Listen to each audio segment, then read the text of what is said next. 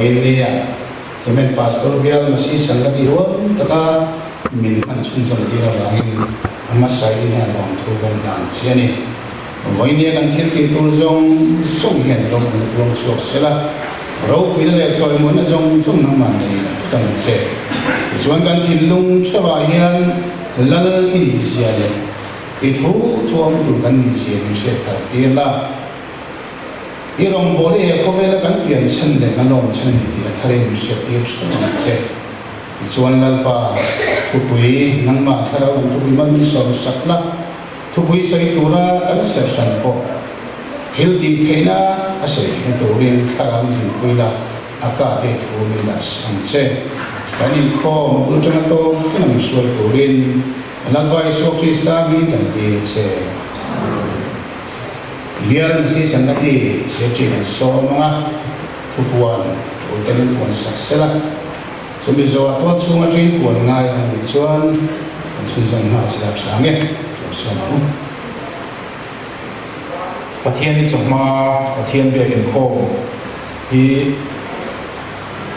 tu pui kan ya chairman hi tolpa silaram pana area committee dia chantu hi sukmaya melthum masi sangati chuan thu soi tu hi evan mu ngai zuari Tupui hi mahi komale tutaklen nakani Johana bungsom pali chao zai ko le mel thum masi sangati zai ko de anong do nani chuan in khom ma thingpui le a me pi ta ong do na in khom song ten kan in vek do ne chan tu sumya mel thum masi sangati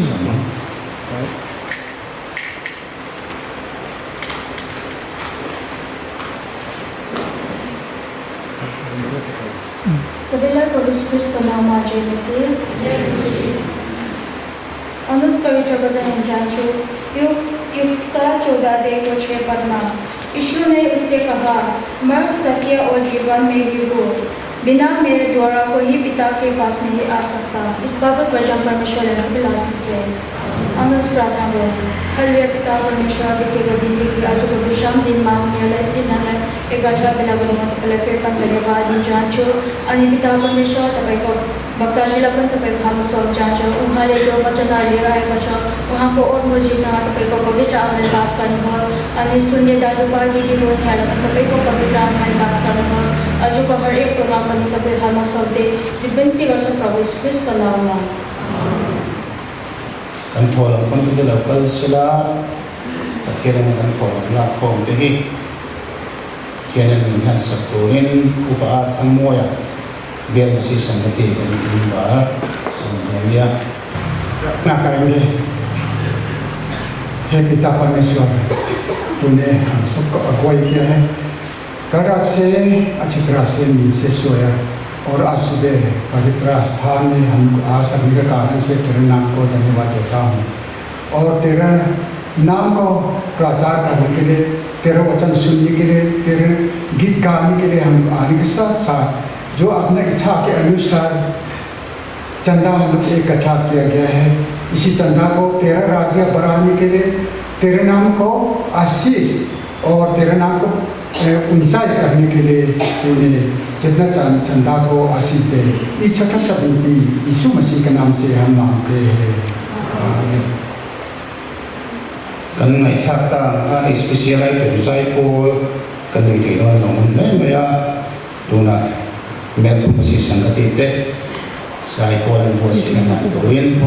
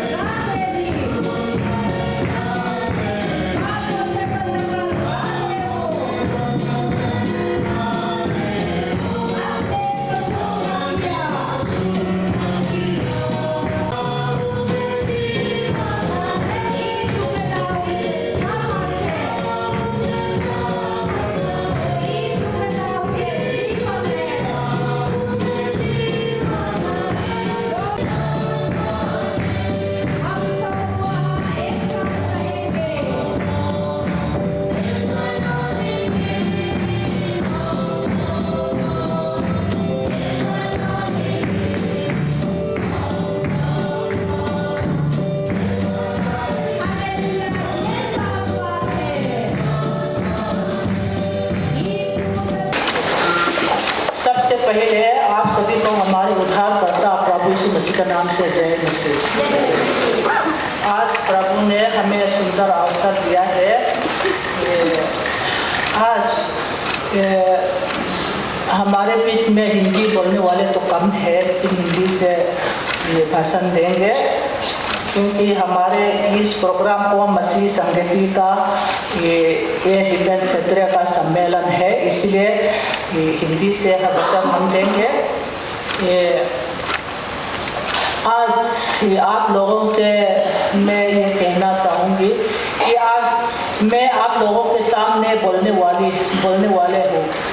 ये शायद आप लोग इसके बारे में पहले नहीं जानता होगा, लेकिन आप लोग सुनेगा तो अच्छा लगेगा मेरे ख्याल से, इसीलिए आप लोग ध्यान से सुनिए। हमारे बीच में कोई अविश्वासी नहीं है, सब के सब अविश्वासी है।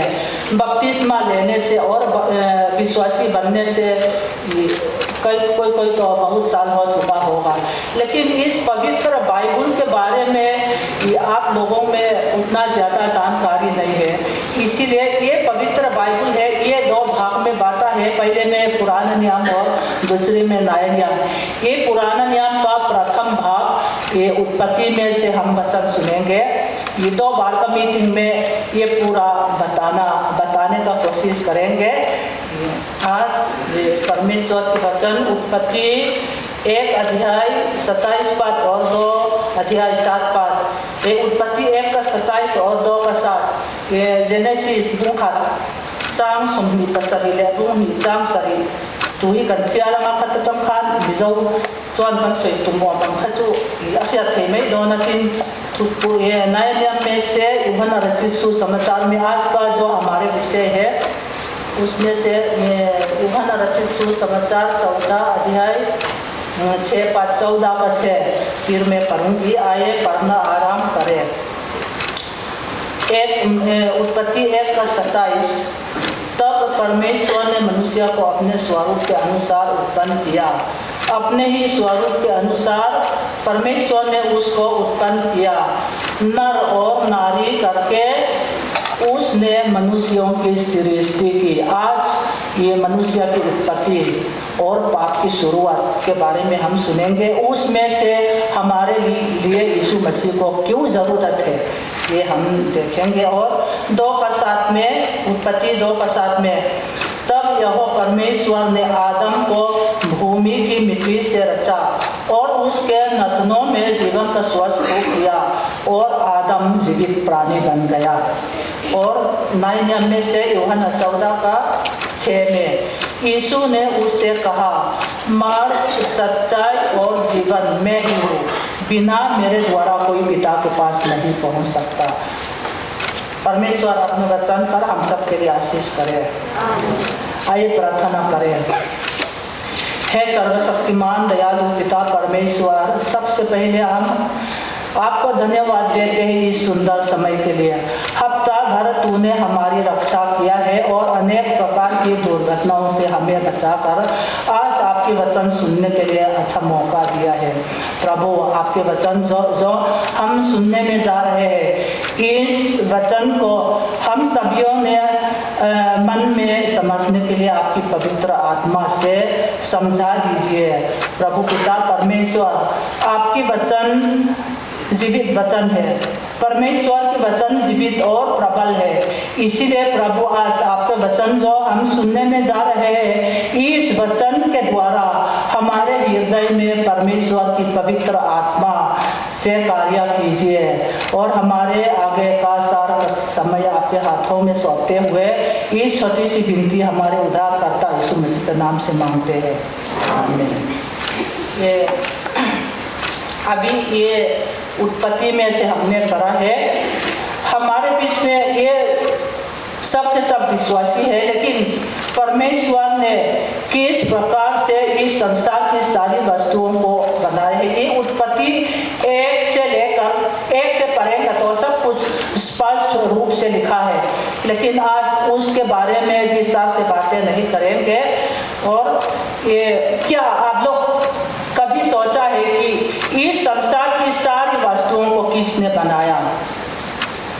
आकाश, रात में आकाश चमकने वाले अन्य किसने बनाया? सूर्य चंद्रमा ये सब किसने बनाया? और रात में आप लोग आकाश को देखने को मिलते हैं।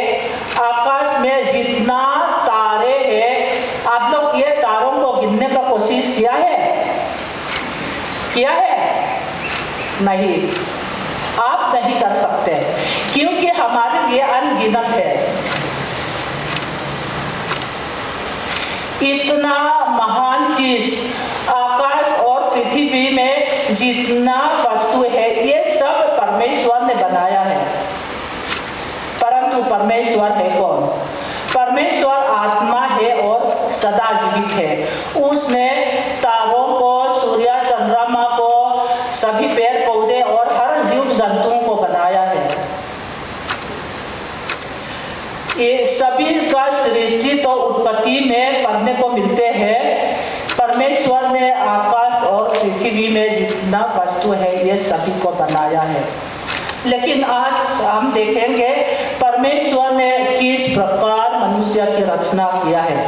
परमेश्वर ने मनुष्य की रचना किस प्रकार किया है। अभी उत्पत्ति में मैंने पढ़ा है, परमेश्वर ने आदम को, मनुष्य को अपने स्वरूप के अनुसार अपने समानता में बनाया है और नर और नारी करके बनाया है। परमेश्वर ने आदम को भूमि की मिट्टी से रचाया है, लेकिन भूमि से बनाया हुआ उसमें प्राण नहीं है। ये जैसे कुम्हार लोग मिट्टी से क्या क्या बनाते हैं, मटका और क्या क्या मूर्ति भी बनाते हैं। मध्य प्रदेश में हम रहते थे, जब हमारे पड़ोस में कुम्हार लोग रहते हैं, उन्होंने क्या क्या कमाने के लिए क्या क्या बनाता है, देखने में अच्छा लगता है, बहुत अच्छा अच्छा चीज बनाते हैं। और हिंदू लोगों का त्योहार में नव दुर्गा और गणपति के समय में हिंदू लोगों का भगवान की पुतला भी बनाते हैं, मूर्ति बनाते हैं। मिट्टी से बनाया है, अच्छा अच्छा रंग लगाया, देखने में तो सुंदर है, लेकिन मिट्टी से बनाया हुआ उसमें प्राण नहीं है, प्राण नहीं है। मिट्टी से बनाया हुआ मूर्ति तो नीचे गिराएंगे तो फूट जाएंगे, है ना?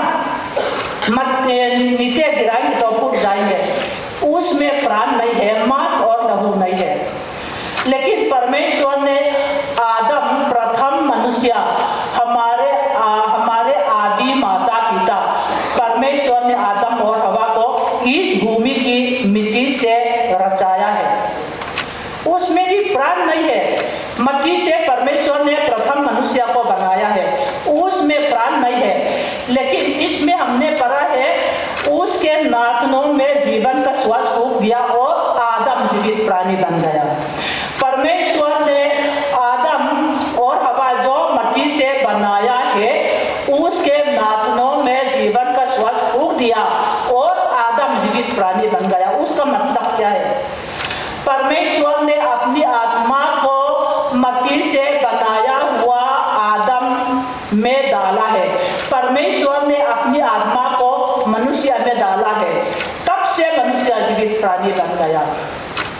इसीलिए हम में और आप लोगों में आत्मा है जो कभी ना मरेंगे। परमेश्वर ने आदम और हवा को इस भूमि की मिट्टी से रचाया और परमेश्वर ने आदम और हवा को अदन वाटिका में रख दिया जो उनकी रक्षा करे। परमेश्वर और मनुष्य का संबंध बहुत अच्छा था। परमेश्वर और मनुष्य को अच्छा मेल मिलाप था।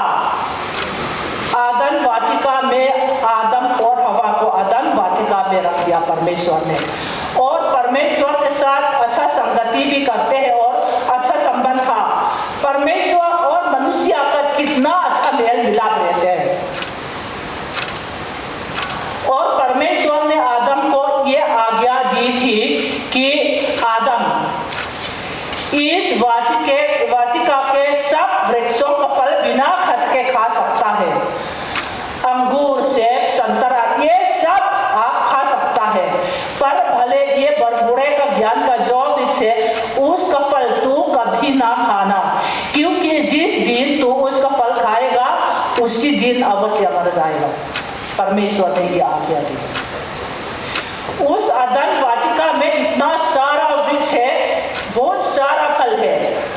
परमेश्वर ने उस फल को खाने के लिए खा सकता है करके बताया, लेकिन ये वाटिका के बीच में एक वृक्ष लगाया है, भले ये बुरे का ज्ञान का जो वृक्ष है, उसका फल खाना परमेश्वर ने मना है।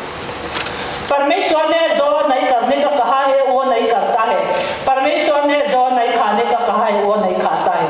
इसीलिए आदम और हवा ने परमेश्वर का आज्ञाकारी करता है।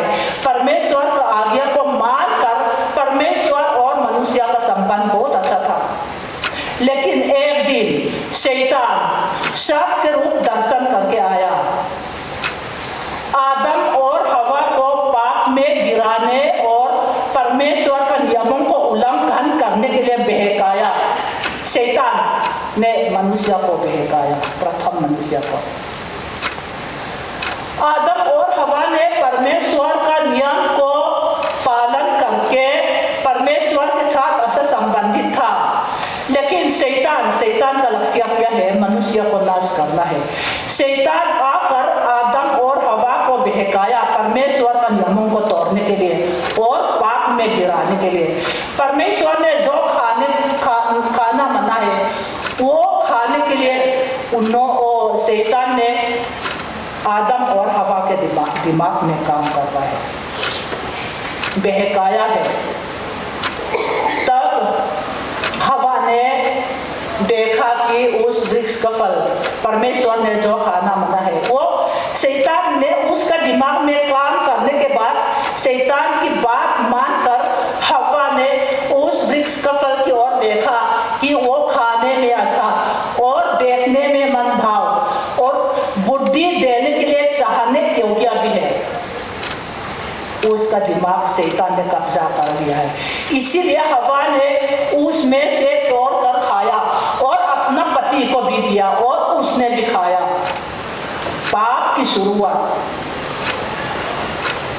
आदम और हवा ने परमेश्वर का नियमों को उल्लंघन किया। परमेश्वर ने जो ना खाने का कहा है उसको खाया है। परमेश्वर का नियम को तोड़ा है, परमेश्वर का नियमों को उल्लंघन किया है। परमेश्वर ने आदम से कहा, आदम तूने अपनी पत्नी की बात सुनी और जिस वृक्ष के फल के विषय में मैंने तुझे आज्ञा दी थी कि तू उससे ना खाना, उसको तूने खाया है। अभी पाप की शुरुआत आ गई। उसको खाया है तूने। जो खाना मैंने मना है उसको तूने खाया है। अपनी पत्नी की बात सुनी और जिस वृक्ष के फल के विषय मैंने तुझे आज्ञा दी थी कि तू उससे ना खाना, उसको तूने खाया है। इसीलिए आगे में पढ़ने को मिलते हैं मृत्यु कब से हुई है। परमेश्वर ने आदम से कहा, वृक्ष के फल के विषय मैंने तुझे आज्ञा दी थी कि तू उससे ना खाना, उसको तूने खाया है। इसीलिए भूमि तेरे कारण शापित है। भूमि तेरे कारण शापित है। तू खेत की उपज खाएगा और खेत की उपज जीवन भर दुख के साथ खाया करेगा और वह तेरे लिए कांटे और उटक तारे उगाएगी। तू खेत की उपज खाएगी और अपने माथे के पसीने की रोटी खाया करेगा। परमेश्वर की वचन पवित्र बाइबल में जैसे लिखा है वैसे आज तक हम चलते रहते हैं। देखो, किसान, हमारे बीच में कोई किसान तो नहीं होगा। किसान वो खेत में, किसान के लोग ने खेत कराते हैं। खेत में क्या क्या उगता है इस पवित्र बाइबल में लिखा है, जैसे लिखा है वैसे वो तेरे लिए कांटे और उटक तारे उगाएंगे। नींदने का काम भी दिन भर करना पड़ता और भैया लोग भी, आप लोग अपना घर अपना परिवार छोड़ के मिजोरम में क्यों आया है? कमाने के लिए। जैसे बाइबल में लिखा है वैसे ही अपने माथे के पसीने की रोटी खाया करेगा। इसीलिए आज तक हम मेहनत लगाकर काम करना पड़ा है कि नहीं? आप लोग दिन में काम करते हैं ना, धूप काले में तो निकलते निकलते पूरा कपड़ा को भी भीग जाता है। अपने माथे के पसीने की रोटी खाया करेगा। जैसे बाइबल में लिखा है वैसे ही आज तक हम चलते रहते हैं। इसका कारण क्या है? प्रथम मनुष्य ने परमेश्वर के नियमों को उल्लंघन किया। जब से हमारे बीच में पाप आई और मृत्यु भी आई, परमेश्वर ने और आगे क्या कहा है आदम से? तू खेत के ऊपर जीवन मृत्यु के साथ खाया करेगा और अपने माथे के पसीने की रोटी खाया करेगा और अंत में मिट्टी में मिल जाएगा, क्योंकि तू उसी में से निकाला गया है। तू मिट्टी तो है और मिट्टी ही में फिर मिल जाएगा। बाप रे, ये मृत्यु की शुरुआत है। हमारे प्रियजनों की मृत्यु होने पर हर एक व्यक्ति दुख के सागर में डूब हो जाता है और प्रश्न करने लगता है कि मृत्यु क्यों, मृत्यु क्यों? ये पवित्र बाइबल में इसका जवाब तो हमने बताया है, मृत्यु क्यों। अंत में मिट्टी में मिल जाएगा, क्योंकि तू उसी में से निकाला गया है। तू मिट्टी तो है और मिट्टी ही में फिर मिल जाएगा। वचन के अनुसार से आज तक हम मरते रहते हैं। और राजेश भैया, आप लोग कब मरेंगे? कब मरेंगे नहीं बता सकता, मुझे भी नहीं बता सकता। हम कब मरेंगे कोई नहीं बता सकता, लेकिन एक दिन ये दुनिया छोड़ के हम जाएंगे। हमारे मौत कब और कैसे होंगे कोई नहीं बता सकता। मृत्यु हर किसी के पास आती है। इसी साल का बरसात में भी हमने सुना है, देखा है, ये मेरठुम कुआरी और निमेन कुआरी में कितना लोग मरा है। अचानक की मौत भी कई बार होते रहते हैं। हम भी मरने वाले हैं, बाइबल ने कहा है। ये बाइबल में एक बिंदु को भी झूठ नहीं लिखा है। इसीलिए बाइबल के अनुसार से आज तक दुनिया चलते रहते हैं। आप और हम भी मर जाएंगे। पर आदम और हवा को परमेश्वर के नियमों को उल्लंघन किया। परमेश्वर ने आदम और हवा को अदन वाटिका से निकाल दिया। उसी दिन से परमेश्वर और मनुष्य का संबंध टूट गया। मनुष्य परमेश्वर से अलग हो गया। जिस दिन में मनुष्य और परमेश्वर का संबंध टूटा, उसी दिन से अदन वाटिका से निकालने के साथ साथ मनुष्य शैतान के साथ संबंध जोड़ दिया। बाइबल में देखने को मिलते हैं एक मनुष्य, जैसे एक मनुष्य के द्वारा पाप जगत में आया, पाप के द्वारा मृत्यु आई। इस रीति से मृत्यु सब मनुष्यों में फैल गई, क्योंकि सबने पाप किया है। कोई ने तो ऐसा सोचते हैं मुझे पाप नहीं है, बचपन से मैंने पाप नहीं किया है, मेरे हाथ से कुछ गंदा काम भी नहीं करता है, मुझे पाप नहीं है, मुझे गलती नहीं है। लेकिन ये पवित्र बाइबल में से देखेंगे, हम सब पाप का संतान बन गया। परमेश्वर से अलग होकर हम सब पाप का संतान बन गया। हम शैतान का हो गया। परमेश्वर से हम अलग हो गया। परमेश्वर से हम खो गए हैं। हम परमेश्वर के नजदीक का लायक नहीं है, क्योंकि हम सब पाप का संतान बन गया। कोई धर्मी नहीं, एक भी नहीं, कोई समझदार नहीं, कोई परमेश्वर का खोजने वाला नहीं। सब भटक गए हैं, सब के सब निकम्मे बन गए हैं। कोई भलाई करने वाला नहीं, एक भी नहीं। कोई, उसमें आप और हम भी शामिल हैं। कोई भलाई करने वाला नहीं, कोई धर्मी नहीं, उसमें आप और हम भी शामिल हैं। इसलिए हम परमेश्वर से खो गए हैं, हम परमेश्वर से अलग हो गए हैं, हम मरने वाले हैं।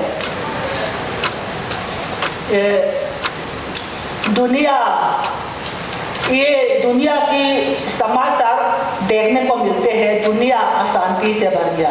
कहाँ है शांति?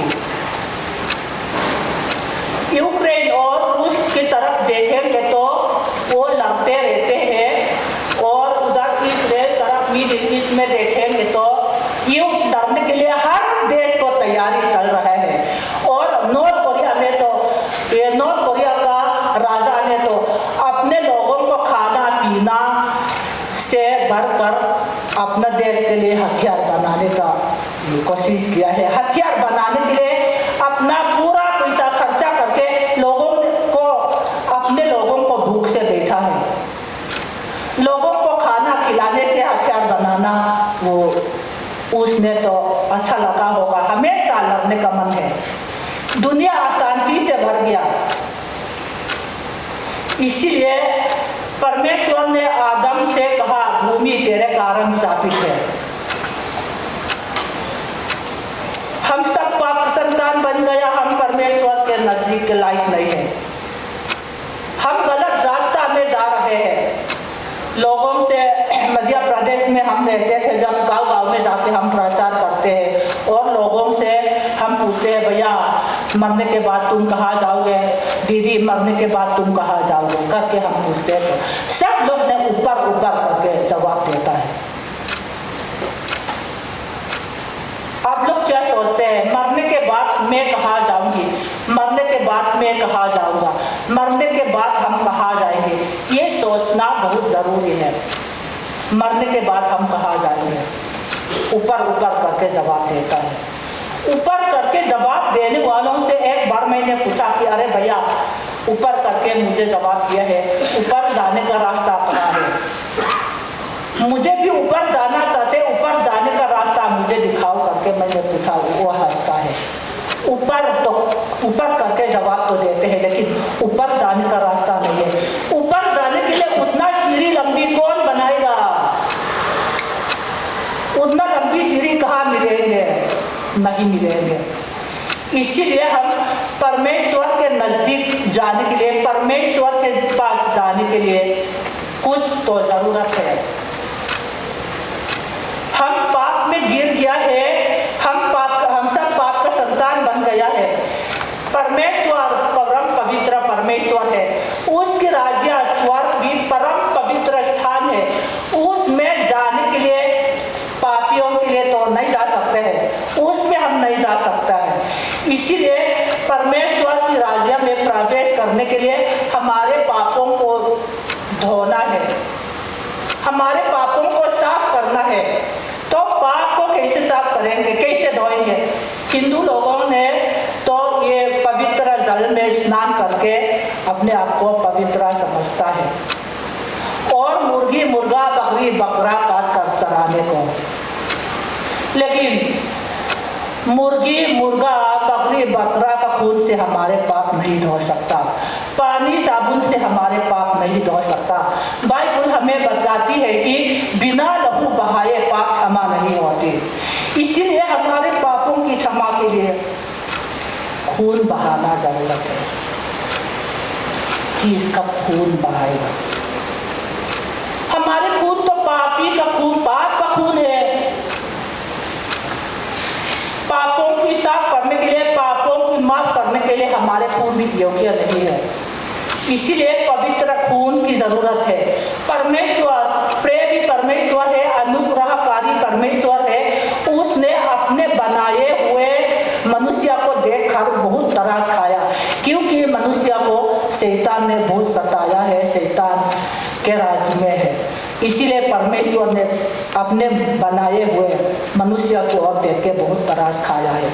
इसीलिए परमेश्वर ने एक योजना बनाया, अपने बनाए हुए इंसान को, मनुष्य को शैतान के हाथ से छुड़ाने के लिए और शैतान के बंधन से आजाद करने के लिए और उन लोगों का पापों को साफ करने के लिए परमेश्वर ने अपना एक लौता पुत्र यीशु मसीह इस दुनिया में भेजा है। कैलेंडर में भी हम देखा है, तस्वीर में भी हम देखा है, यीशु मसीह क्रूस पर जो लटकाया हुआ है। यीशु मसीह क्रूस पर क्यों चढ़ाया है? आप और मेरे लिए यीशु मसीह क्रूस पर चढ़ाया है, उसका पवित्र खून बहाया है। ये हमारे पापों को धोने के लिए प्रभु यीशु मसीह का खून बहाया है। इसीलिए हम गलत रास्ता में जा रहे हैं, शैतान हमको गलत रास्ता में ले जा रहे हैं। तो हमारे असली मंजिल कभी ना पहुंच पाएंगे। ये उदाहरण के लिए, ये पुली कौन जाने के लिए कहाँ कौन सा गाड़ी में बैठना है। पुली कौन जाने के लिए हिमेन तरफ जाने वाले गाड़ी में बैठेंगे तो कुली कौन कभी नहीं पहुंच पाएंगे, क्योंकि कुली कौन जाने के लिए उधर तरफ तो गलत रास्ता है। इसीलिए हम सभी को गलत रास्ता में शैतान हमको ले जा रहे हैं। इसीलिए गलत रास्ते से सही मार्ग की ओर हम कैसे जाएंगे, गलत रास्ते से हम कैसे सही मार्ग की ओर जाएंगे, ये दोपहर की आराधना सभा में हम सुनेंगे और वचन को दोपहर का आराधना सभा में हम जारी करेंगे। और इतना तक मैं कहूँगी, परमेश्वर अपना वचन हम सबके लिए आशीष करे।